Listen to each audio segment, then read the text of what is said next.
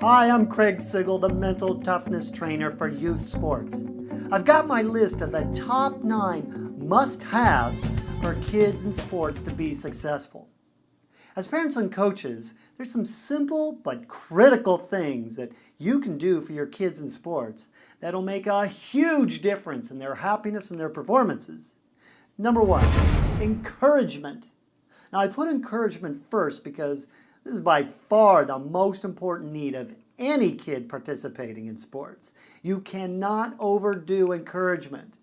See, the problems start when parents and coaches give praise only after good performances, and they call that encouragement. Now, all that does is give the child the idea that your acceptance and approval, it only comes from a good performance. What parents need to do is simply express their joy and their excitement about watching their athlete play their sport.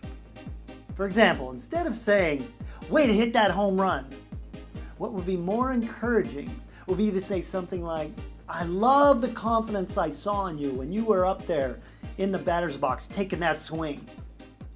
Notice that you can say that last sentence even if your kid struck out.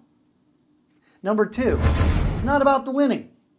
The first question to ask yourself is, why do you want your kid to play sports anyway? Well, most parents and coaches agree that it's for them to have fun and build life skills. And your kids can accomplish these two things whether they win or not. And there's a case to be made for learning more from losing than winning. Number 3, good nutrition. Unfortunately, this is one of the most ignored areas of youth sports. Your kids are out there moving their body, they're sweating. It's extremely important to keep them hydrated with water, not those fluorescent sports drinks. Also, avoiding sugary snacks that spike their blood sugar, then bring them crashing down. Number 4, sleep well. It's very easy for parents and kids playing sports to ignore this because there's only so many hours in a day. And they also have homework, family chores, obligations, etc. They're so worried and stressed out about keeping up their studies and giving their all to their sport, they often have trouble sleeping or cut it short to find some time in the day. Kids need to wind down at night and have a regularly scheduled bedtime. Number 5, acceptance among peers. This is a biggie. While you can't make all of your kids' teammates like him, you can check in to find out how well he's fitting in with his team or his group. Some coaches pit players against each other, but studies show that everyone does better when there's team harmony. This is especially important when working with girls' teams. Bullying. This is also very prevalent in youth sports, and there should be a no-tolerance policy on your kids' team. It's a big reason why kids quit sports. Number 6, respect their opinion. Just because you played or know something about your kid's sport does not mean that you know the best way to help him become a better player. You are not your kid. You know you're on the wrong track with helping your kid when you think to yourself, "Well, it worked for me." In my free ebook, The 10 Commandments for a Great Sports Parent, I teach parents a number of effective ways to give advice. And it starts with asking if they even want your advice and respecting a no answer if that's what they give you. And if you go past that, you're only hurting your relationship and ultimately his or her confidence and performance. Number 7, to be taught and shown physical skills. There's approximately 3 million youth sports coaches out there. Less than 20% of these coaches have any training whatsoever at all to be a coach. 85% of all coaches are the parent of one of the players. In other words, do not assume they're getting good skill instruction. It's up to you to make sure this is happening. Take a keen interest in what your child is learning by asking them about their latest skill. Really be present in these conversations. Ask open-ended questions and keep it going.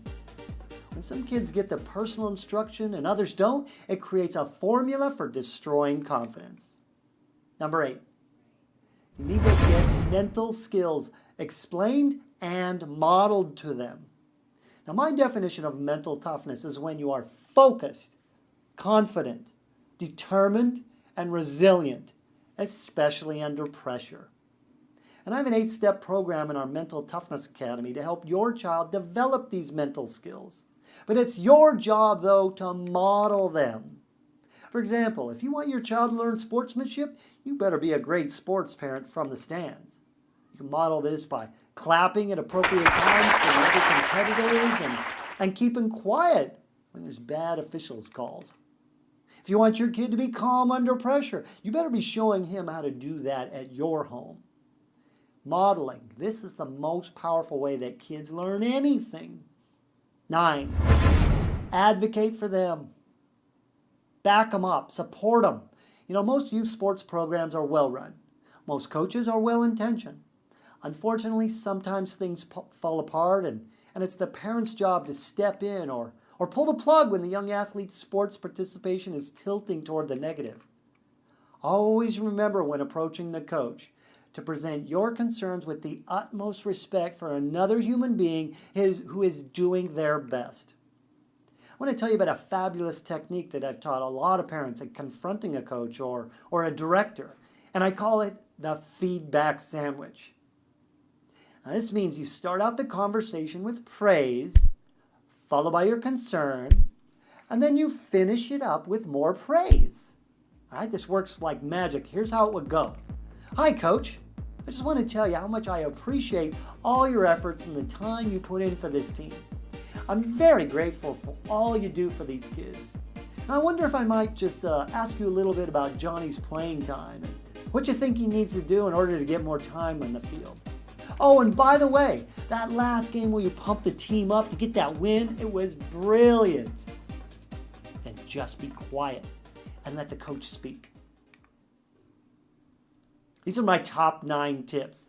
There's much more in our Mental Toughness Academy. Put your name in the email below and we'll give you all sorts of free mental training for coaches, parents, and athletes. I'm Craig Sigl.